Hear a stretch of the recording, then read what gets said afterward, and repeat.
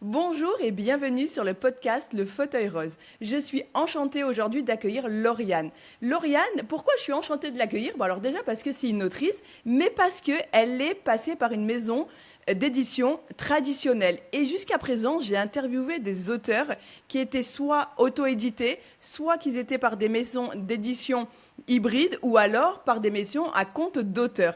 Donc on va vraiment en apprendre beaucoup aujourd'hui. Lauriane, bonjour et merci à toi d'être sur le podcast Le Fauteuil Rose. Merci à toi de m'accueillir. C'est un plaisir. Donc, Lauriane, je te laisse la parole. Explique-nous qui tu es. On t'écoute, c'est toi qui as la parole. Ok, je suis orthophoniste, je vis dans l'Oise, en Picardie. J'ai 28 ans et en fait j'écris depuis mes 14 ans.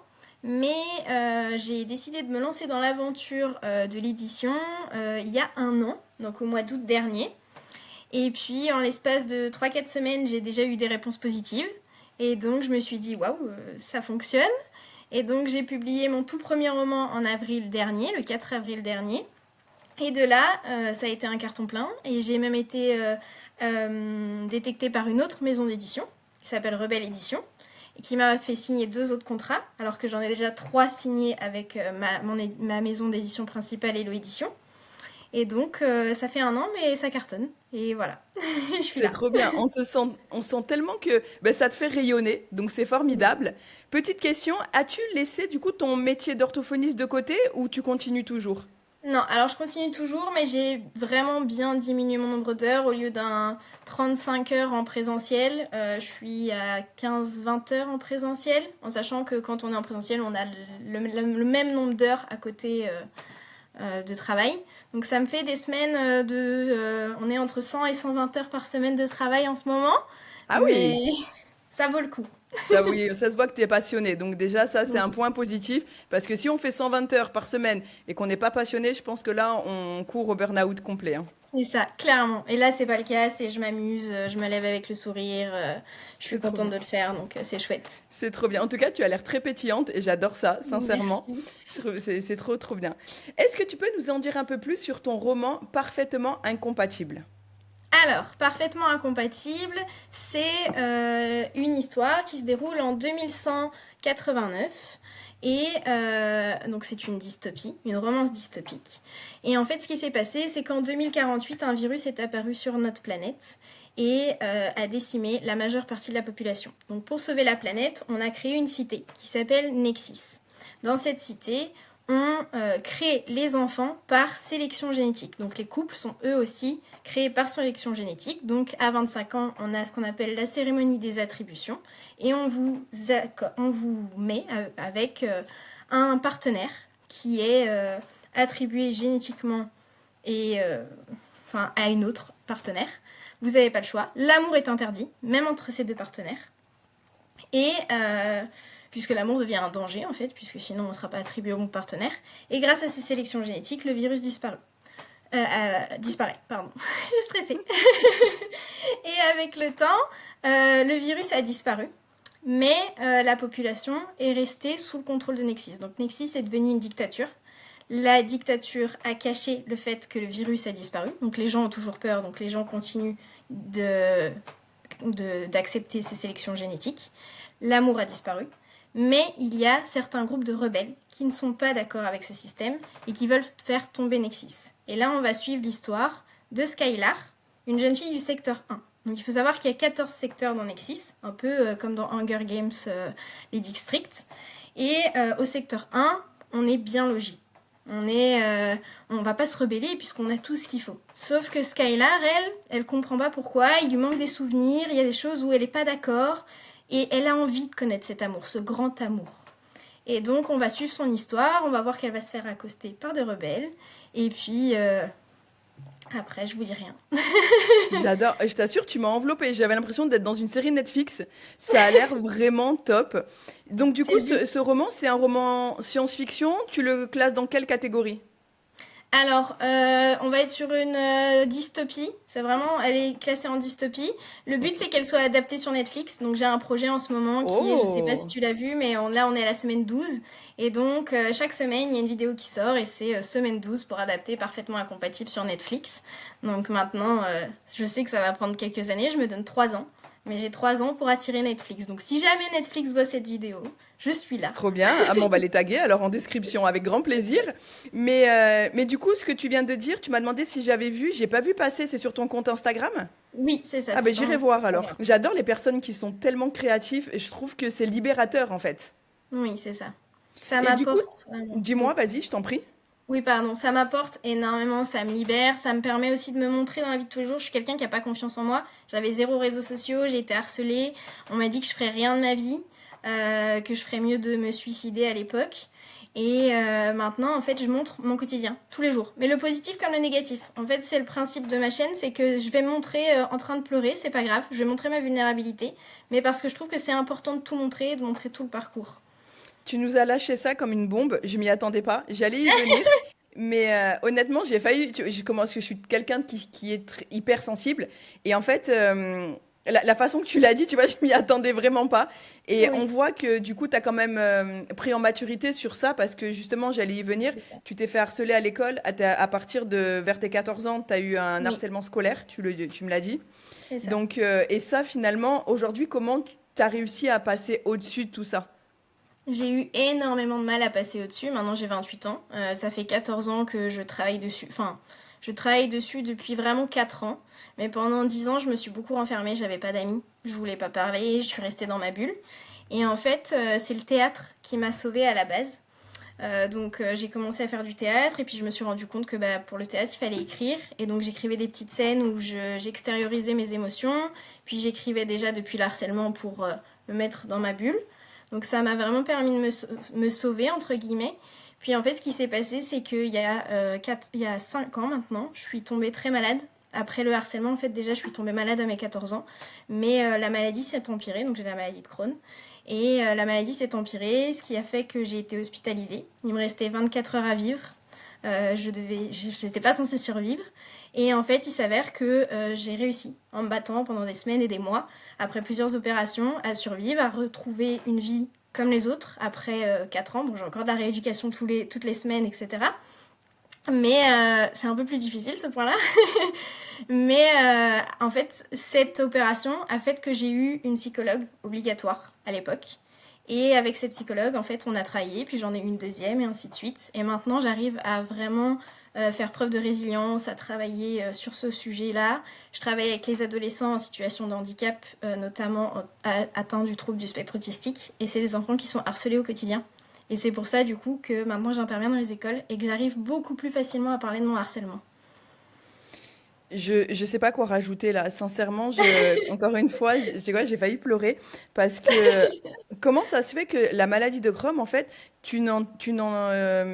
c'était passé inaperçu jusqu'à présent pour que ça arrive à un stade assez catastrophique où les médecins te disent il vous reste que 24 heures à vivre. Comment c'est possible qu'on t'annonce ça comme ça? Alors en fait, ce qui s'est passé, c'est que quand j'ai eu 14 ans, on a détecté la maladie de Crohn, enfin au bout d'un certain temps, mais en fait juste après le harcèlement en fait a duré 10 mois. Et à la fin de ces 10 mois, en fait, il y a eu vraiment un gros choc traumatique. On a essayé de me noyer et on m'a agressée sexuellement. Pardon? Et oui, ça a été très très compliqué. Et en fait, ce qui s'est passé, c'est qu'à ce moment-là, ça a déclenché un stress post-traumatique et ce stress post-traumatique a déclenché ma maladie. Sauf que sur le moment T, on a très bien géré ma maladie. Puis je suis tombée en rémission. On a des petites périodes de rémission en fait pendant quelques années. La maladie est inactive et elle peut revenir à n'importe quel moment. Et en fait, il y a 5 ans, je suis arrivée chez le médecin et j'ai dit j'ai mal au dos. J'ai très très mal au dos. Sauf que la maladie de Crohn, c'est les intestins. C'est pas le dos. Et donc, on m'a dit, oui, c'est dans votre tête, allez voir un ostéopathe, etc. Enfin, voilà. Et du coup, pendant des mois, j'ai perdu 14 kilos. Je faisais 33 kilos pour 1,70 m. Donc, c'est très compliqué. Et en fait, j'avais beau aller voir plein de médecins, on me disait tout le temps que c'était le dos. Et en fait, c'est comme ça qu'à la dernière minute, un jour, j'ai fait un malaise. L'ambulance est arrivée. Ils ont levé mon t-shirt. Et en fait, dans le dos, j'avais une collection qui venait d'exploser. Et c'est là où on s'est rendu compte qu'il allait falloir m'opérer. Mais le problème, c'est que l'opération était tellement risquée, j'étais tellement dans des conditions impossibles qu'on m'a dit on peut vous opérer, mais les chances de survie sont nulles. Les médecins, après, qui ont vu mon dossier, ont même dit on comprend pas ce que vous faites là devant nous, en fait. C'est pas possible. Et en fait, ce jour-là, je me suis promis que si je m'en sortais, je ferais en sorte de vivre mes rêves. Et donc, Tu c'est avais ce que quel j'ai âge fait. au moment de ce passage-là? 23 ans. D'accord, d'accord. Donc c'est pas si vieux que ça non plus, il y a Non, quelques ça fait années, mais 5 c'est ans. pas si vieux que ça. Moi, ce que j'aime bien aussi, c'est que les gens découvrent vraiment la personne qui écrit les livres. Et je trouve que ton parcours, il mérite d'être écouté, donc c'est important. Puis il y a beaucoup de mamans qui sont autrices que j'ai interviewées, donc c'est bien que tu en parles. Comment c'est possible qu'on ait failli te noyer? C'était dans l'enceinte d'un enseignement? Alors c'était le dernier jour de l'école et en fait le dernier jour de l'école on allait à la piscine avec tout le groupe C'était et avec la classe, avec l'école, du coup, hein. voilà c'est ça. Et en fait j'étais en quatrième donc on est déjà assez grand donc on est moins surveillé etc. Et en fait ce qui s'est passé c'est qu'à un moment donné il y avait plusieurs zones dans la piscine donc on n'était pas suivi partout. Et ce qui s'est passé c'est qu'à ce moment-là quand il y avait des toboggans et on est arrivé et en fait eux m'avaient pris dans un coin. Ils avaient rencontré d'autres garçons ce jour-là sur place, que je ne connaissais ni d'Adam ni d'Ève. Et ce qui s'est passé, c'est que en fait, ils ont fait tout ce qu'ils avaient à faire tranquillement, jusqu'au moment où une dame qui n'était pas du tout qui ne faisait pas du tout partie des encadrants est arrivée et pensait qu'en fait, ils jouaient avec moi depuis quelques secondes, mais qu'ils s'amusaient à me couler, à me lever la tête, etc. Chose qu'ils faisaient au début, en fait. Parce qu'au début, ils ont commencé à me noyer, et je remontais à la surface, etc. Puis j'ai réussi à m'échapper. Ça les a très fort énervés. Donc ils sont arrivés, ils m'ont remis la tête sous l'eau. Et en fait, les secondes sont passées, les minutes sont passées. Ils m'ont jamais remonté. Ils en ont profité pour faire ce qu'ils avaient à faire voilà, sous mon maillot de bain. Et en fait, quand cette dame est arrivée, elle pensait que j'étais sous l'eau depuis quelques secondes. Et après, je dois avouer que pour moi, c'est très flou. J'ai très peu de souvenirs parce qu'en fait, j'étais en... Non seulement je manquais d'oxygène, je me souviens que mes poumons brûlaient, que ma tête allait exploser, etc. Mais je ne me souviens pas trop comment j'ai réussi à attraper le bord, à sortir de l'eau. Je me souviens être rentrée chez moi et avoir pris une douche pendant des heures et des heures, tellement je me sentais mal. Et après, plus rien. Donc jusqu'au lendemain. J'ai plus aucun souvenir. On travaille ça en thérapie. Ça s'appelle le MDR. Et donc on a des moments qui reviennent. Maintenant, je me souviens légèrement du visage de mes agresseurs. Mais ça revient petit à petit en fait. T'as jamais porté plainte? Alors, j'ai jamais porté plainte parce qu'en fait, j'en ai parlé à ma famille que le jour où je me suis fait opérer, à mes Ah, 23 ans. d'accord. Ah, t'en avais jamais parlé à personne. Non, en fait, j'ai jamais parlé du harcèlement, j'ai jamais parlé de quoi que ce soit à qui que ce soit, puisque en fait, les harceleurs connaissaient mon petit frère. Et ils m'avaient clairement dit que si jamais j'en parlais, on s'en prendrait à mon petit frère. Et le seul jour où j'ai osé le faire, aller en parler, je venais de me faire gifler, je suis allée oser voir un, un surveillant. Et le surveillant, en fait, c'était la parole des 7 autres, ils étaient 7, contre moi. Et il m'a pas cru. Non seulement je me suis fait punir, mais en plus de ça, je me suis fait gifler par derrière, par mes Par les agresseurs. agresseurs. Voilà. Waouh. Alors, honnêtement, si on parle de ça, parce que déjà on a envie d'en parler, et c'est aussi, ça fait partie aussi du parcours de Lauriane, du coup, de son parcours d'autrice aujourd'hui, d'écrivaine, parce qu'elle a écrit plusieurs romans.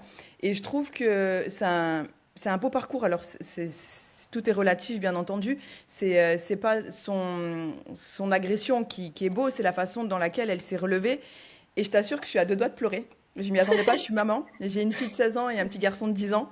Donc, il faut que je me retienne, tu vois. C'est pour ça que je te laisse parler, que je te coupe pas la parole. Parce que pour moi, c'est un sujet qui est très délicat.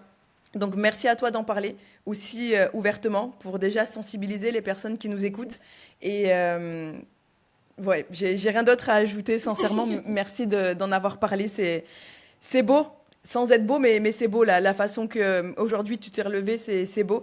Est-ce que ces agresseurs ont payé? Est-ce que tu les as revus? Alors je souhaite du mal à personne, mais au bout d'un moment, il faut quand même que ça change de camp. Tu vois, il faut que la honte, elle change de camp. Ouais, alors non, ces agresseurs à l'heure actuelle n'ont pas payé. J'ai été contactée à mes 18 ans, donc 4 ans après, par deux d'entre elles. Parce que il y avait des filles et deux garçons, 5 filles et 2 garçons.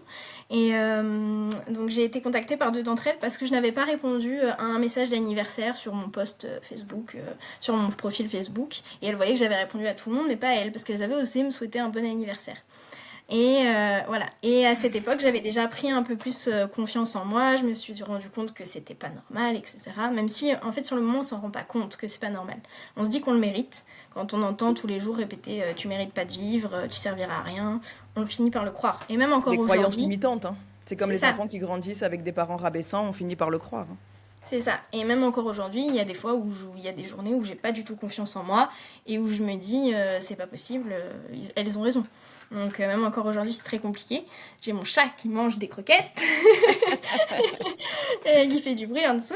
Mais tout ça pour dire, j'ai oublié la question. Tu étais en train de parler de tes agresseuses qui ont osé te recontacter sur Facebook parce qu'ils t'ont souhaité ton Oui, anniversaire et que tu voilà, n'avais pas c'est répondu. ça. Et donc de là, je leur ai dit que voilà, c'était pas normal ce qu'ils avaient fait, que j'allais pas leur répondre merci tout simplement comme si de rien n'était. Et elles m'ont répondu que ce n'était qu'un jeu. Et donc de là, moi j'ai répondu parce que gifler quelqu'un en permanence, la frapper, la pousser dans les escaliers, revenir plein de bleu, etc. c'est un jeu. Ce à quoi elles ont répondu oh c'est pas de notre faute si t'as pas su tourner la page. Et c'est C'est terminé. tout simplement. Voilà, c'est tout. C'est tout simplement. Moi, j'ai pas répondu, j'ai pas cherché à répondre plus. Donc, j'ai les screens. Je pourrais porter plainte si je le voulais. Mais en fait, ce serait relancer une procédure. Et maintenant, j'ai tourné la page. J'ai avancé et je m'en sers comme un combat. Et donc, pour moi, ma meilleure vengeance, ça sera qu'elle me voit réussir. Et donc, si elle voit mon interview aujourd'hui, ce sera de voir que tout ce qu'elles m'ont dit, c'était faux. Et que je vais réussir et que je vais aider tout un tas de jeunes, en fait. Aujourd'hui, au quotidien. Tout à fait. Et puis moi, je suis vraiment contre le harcèlement scolaire. Et ces personnes-là, ben, j'espère aussi qu'elles verront l'interview et qu'elles te verront réussir. Mais donc aujourd'hui, tout ça t'a donné la niaque d'écrire et d'en arriver là où tu es. Oui, c'est ça. En fait, l'écriture, ça m'a vraiment sauvé la vie puisque je pouvais pas en parler. Donc, ce que j'ai fait, c'est que je me suis écrit des lettres à moi-même, à mon ancienne moi et à ma future moi, à chaque fois. Et puis, petit à petit, j'ai commencé à me plonger dans d'autres univers. En fait, je lisais beaucoup à l'époque. Et je me suis dit, mais si certains auteurs arrivent autant à me faire sortir de ma coquille, mes auteurs préférés, c'est Suzanne Collins et Kira Cass, si elles arrivent autant à me faire sortir de mon univers et à me mettre dans leur univers pendant quelques temps où j'avais plus aucune émotion, enfin où j'avais d'autres émotions, mais plus les émotions que je ressentais liées à mon harcèlement, je me suis dit, je veux faire vivre ça aux gens. Et en fait, c'est comme ça que j'ai commencé à écrire. Et le projet, sur le long terme, c'est que là, pour l'instant, j'écris de la romance, j'écris de la dystopie, j'écris du fantastique, enfin, j'écris plein de choses. Mais le projet initial, c'est de réussir à sortir ces lettres que j'écris depuis le début à travers une histoire. Sauf que c'est quelque chose que j'arrive pas à écrire plus de 10, 15, 20 minutes par jour. Donc c'est un projet qui va me prendre des années parce qu'en fait, ça me demande énormément émotionnellement. Même là, on en parle, je suis toute tremblante. Mais le but, c'est de le sortir, non pas pour me plaindre, mais pour transmettre un message d'espoir. Pour montrer à toutes les personnes harcelées que c'est possible de s'en sortir et à toutes les personnes qui harcèlent les conséquences que ça peut avoir. Oui, j'ai bien compris que c'était pas enfin, en quelque sorte, de la victimisation, c'était vraiment autre chose. Et puis, si tu as envie de te plaindre, tu as le droit. Il faut arrêter aussi avec ça. Elle se plaint. Si on a envie de se plaindre, on a le droit de se plaindre aussi un peu. Ça fait partie de la vie. Donc, bravo à toi. Et je trouve que cette histoire de lettres que tu t'écris, d'ailleurs, à savoir, tu l'écris à la première personne? Oui.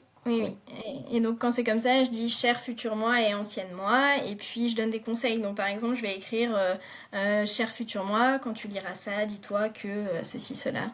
Et ancienne moi J'adore. aussi, je donne des nouvelles à l'ancienne moi en lui disant tu te souviens quand t'arrivais pas à faire ça, bah aujourd'hui c'est bon, c'est le cas, on y arrive, on n'a plus peur Mais de sortir de la maison Mais en tu sais que fait. j'adore, tu donnes une très bonne idée aux personnes qui vont écouter cette interview parce que la plupart des auteurs que j'ai interviewés et je fais aussi mes épisodes solo, je suis à la traîne pour les publications, mais enfin, moi j'ai traversé une dépression, tout ça, et je trouve ce que tu dis là, ça peut vraiment parler à beaucoup de personnes et je pense que je vais essayer de me le faire aussi. Donc c'est de parler, donc si on reprend bien pour que si les gens ont envie de se le faire pour eux-mêmes, donc en fait ils parlent, donne-nous un exemple du coup par exemple. Je peux le sortir à la rigueur et puis Bien lire un sûr. passage. Cher ancienne moi, cher futur moi. Je ne sais pas du tout ce que je vais lire hein, parce que c'est le début. J'ai écrit. Donc il y a des dates différentes. Là, on est au dimanche 28 avril 2024. Donc je ne suis pas certaine de savoir à qui m'adresser. Donc c'était la première que j'écrivais pour lancer le roman. Ok. On dit qu'écrire un journal permet de coucher sur papier nos peines, mais je le fais déjà à travers mes romans. Tout d'abord, j'aimerais écrire à toi, l'ancienne moi, à la petite fille, à l'adolescente ou encore à la jeune femme qui a dû affronter tant de choses dans sa vie, sans savoir si tu allais réellement t'en sortir. J'aimerais également laisser une trace à toi, la future moi, à la femme que je deviendrai, à celle que je suis en train de devenir, afin de te rappeler d'où tu viens, ce que tu as traversé, mais surtout ce qui t'attend encore. Et donc en fait, c'est un peu tout le temps comme ça. Donc je vais me donner des conseils, des petites choses comme ça au quotidien. C'est vraiment Et beau. donc, par exemple, la dernière phrase de cette lettre, c'est pourquoi avant de terminer cette première lettre, futur moi, je voudrais te confier cette mission.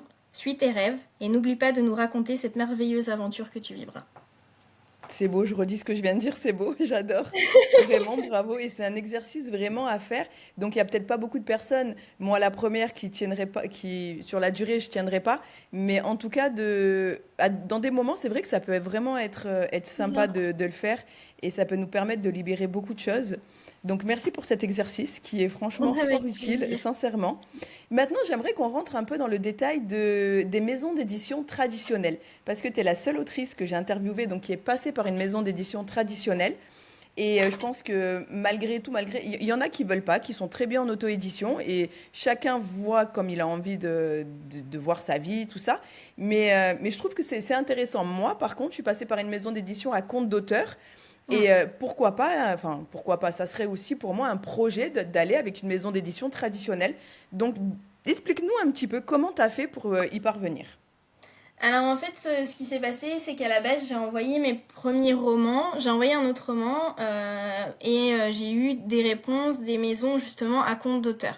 Et quand j'ai vu qu'on me demandait des sommes comme 2000, 3000 euros, je me suis dit non, ça me va pas, ça va pas le faire.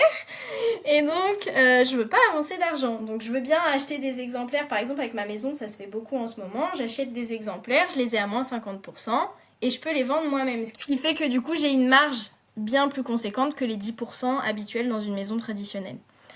Et de là, du coup, je me suis dit non, ça me va pas. Et j'ai vu qu'il y avait des concours d'écriture qui étaient en cours. Et un des concours, c'était un concours pour une maison qui demandait un roman de 400 000 caractères maximum pour un monde brisé, où l'amour devient un acte de rébellion. C'était ça la consigne. Ah, Et c'est c'était comme... pour toi, ça, hein? Oui, en fait, Ah je n'avais oui. pas écrit le roman. J'avais un mois pour écrire le roman. Il n'était pas Ah, écrit, ok. ce roman. C'était un autre roman que j'avais proposé. Et donc, je me suis dit, allez, un mois, c'est chaud, parce que normalement, c'est 4 mois pour un concours, mais moi, je l'avais vu au bout des 3 mois, donc c'était trop tard.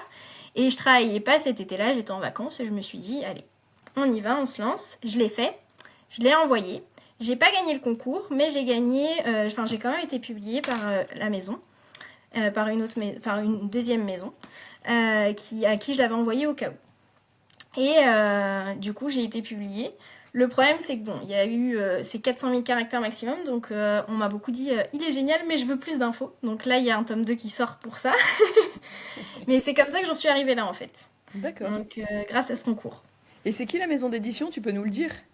Alors, la maison d'édition dans laquelle je suis, Mhm. c'est Hello Édition et l'autre Belle Édition. Donc, j'en ai D'accord, deux. ok. Ok, ok. Et donc, c'est Hello Édition qui a publié Parfaitement Incompatible, hein. C'est ça, exactement. Donc, depuis le 24 avril. Depuis le 4 avril. Depuis le 4 avril. Et du coup, comment ça se passe? Toi, tu es pas au courant des ventes, c'est tous les ans, non? C'est ça, ouais, c'est tous les ans. Donc en fait, le 31 décembre, je saurai combien j'en ai vendu. Mais après, comme j'ai dit, moi, je peux acheter des exemplaires et les vendre moi-même. Donc je sais déjà que sur ceux que moi j'ai vendus, j'en ai vendu quasiment 250, je crois, Comment toute t'as seule. fait? De chez toi ou t'as été faire des dédicaces quelque part? Alors, j'ai fait mon premier salon il y a 2 semaines. Donc là, j'en ai vendu une quinzaine. C'était un tout petit salon de village, donc c'est déjà beaucoup.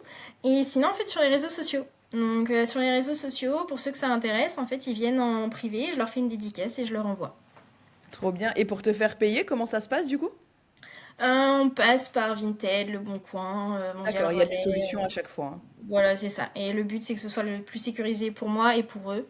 Donc, que tout se passe bien, que la transaction se passe bien, quoi. Qu'est-ce que tu aurais comme message à dire aux personnes qui veulent mais ils y arrivent pas? En fait, il faut savoir que Hello Édition, pour moi, c'est déjà un peu hybride, en fait. Le Rebelle, pas du tout. Rebelle, c'est 100% traditionnel. Mais il faut acheter 65 romans et les revendre soi-même Ok, pour signer le contrat. Donc, en soi, c'est de l'argent qu'on récupère à 100%, même plus, puisqu'on les achète avec 35% de réduction. donc ça va. Mais moi, je dirais, pour attirer une maison traditionnelle, ce serait en fait d'être lancé. Parce qu'en fait, par exemple, à chaque fois, j'ai passé... Hachette, il y a plusieurs tours de sélection.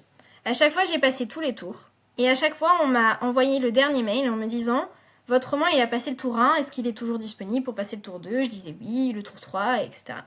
Et puis au final, à la fin, on me disait oui, mais en fait, vous êtes jeune, vous n'avez pas assez d'expérience, vous n'avez pas ceci. Et à chaque fois, dans chaque maison, en fait, c'est ça qui revenait. J'avais pas assez d'expérience, j'étais trop jeune, j'étais pas enfin, ils me connaissaient pas, donc ils savaient pas si j'étais mature ou pas, ce que je peux comprendre. Et en fait, ce qui s'est passé, c'est qu'au moment où j'ai publié mon premier roman, bah, les autres maisons d'édition ont commencé à s'intéresser. Et donc, c'est là où on en est arrivé. Ils ont vu mes réseaux sociaux aussi parce que je mettais mes réseaux sociaux dedans. Et ils ont vu que mon compte Insta montait énormément. J'ai quand même beaucoup d'abonnés parce que c'est une niche et j'ai quand même beaucoup d'abonnés. Et en fait, ils ont vu que ça commençait à cartonner, que ça prenait bien, que les chroniques littéraires étaient excellentes. Et donc de là, ils ont vu aussi que j'avais d'autres projets. Et ça aussi, ça fait la différence. Parce qu'en fait, les maisons d'édition ne veulent plus se lancer avec un auteur qui va faire un roman et puis plus rien d'autre. Parce que ça, c'est beaucoup. Il y a beaucoup d'auteurs qui ont une idée, qui ont fait un roman, puis qui ont accompli leur objectif. Et voilà, ils sont très contents, ils ont réalisé leur rêve. Mais les maisons d'édition, en fait, elles ont investi de l'argent en toi pour au final qu'il n'y ait plus rien derrière. Et en fait, le fait d'avoir 2 romans, là, la maison Rebelle chez qui je vais, elle a vu qu'il y en avait 2 et elle m'a dit ça m'intéresse fortement de prendre les 2. Elle avait même pas lu le deuxième et elle a pris les 2. Trop bien. Donc, du coup, ce serait mes conseils. Ce serait peut-être éventuellement d'abord de vous faire connaître en auto-édition ou via une maison peut-être hybride ou à compte d'auteur si vous êtes pour le compte d'auteur. Et puis après, de se faire repérer par une deuxième édition. En fait, être dans une maison d'édition n'empêche pas d'aller dans d'autres maisons d'édition traditionnelles après. C'est la question que j'allais te poser justement. Du coup, voilà, ça t'a pas empêché. Donc, t'as commencé chez Hello Édition et là, tu pars chez... Chez Rebelle Édition, Voilà. mais je reste chez Hello pour tout ce qui va être sur l'univers de Nexis, donc D'accord. parfaitement compatible. Et puis là, chez Rebelle, j'en ai 2 autres, donc ça fera 5 au total. Et puis après on verra. Là, je vais essayer de viser de nouveau des plus grandes maisons encore, puisque je me dis pourquoi pas, hein, maintenant que j'ai une bonne communauté, etc. J'écris énormément, donc j'ai plein de projets en cours, donc pourquoi pas.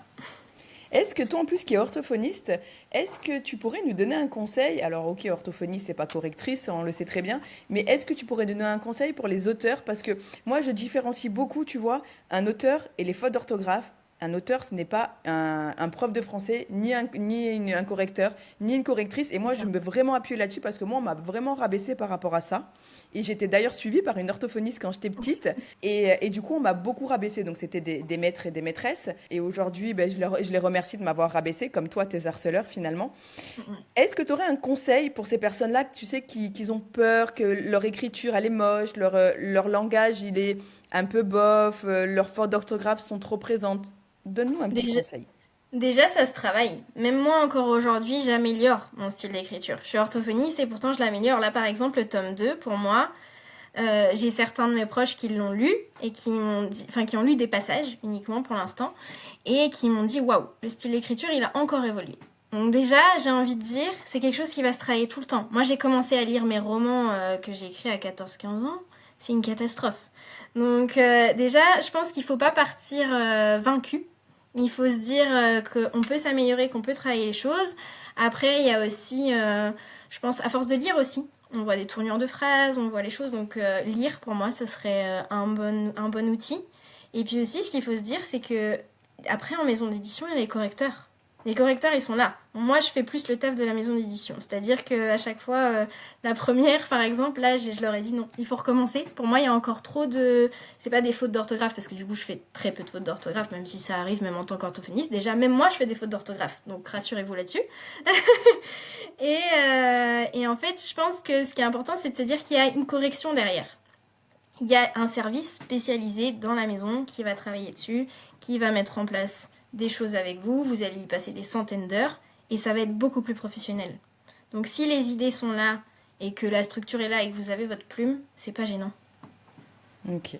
J'aime beaucoup ce que tu dis, et puis c'est très rassurant parce que tu as vraiment mis l'accent donc sur la correction, sur les fautes d'orthographe, et puis à savoir qu'un correcteur, une correctrice peut même eux se tromper. C'est C'est ça, d'ailleurs pour ça que des fois il y en a deux, il y en a même trois.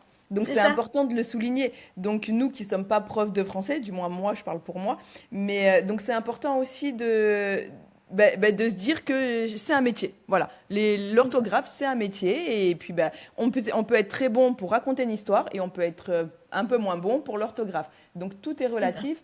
Et je pense que voilà, un correcteur ne pourrait peut-être pas écrire un roman et un écrivain, un auteur ne pourrait pas corriger un texte. Voilà, tout est... Et ça, je trouve que tu l'as joliment, joliment dit. Ouais. Donc, merci. Mais c'est exactement ça. Et en plus, je le vois par exemple avec ma correctrice, des fois on va se prendre la tête sur un mot pendant 10 minutes parce qu'on va pas être d'accord.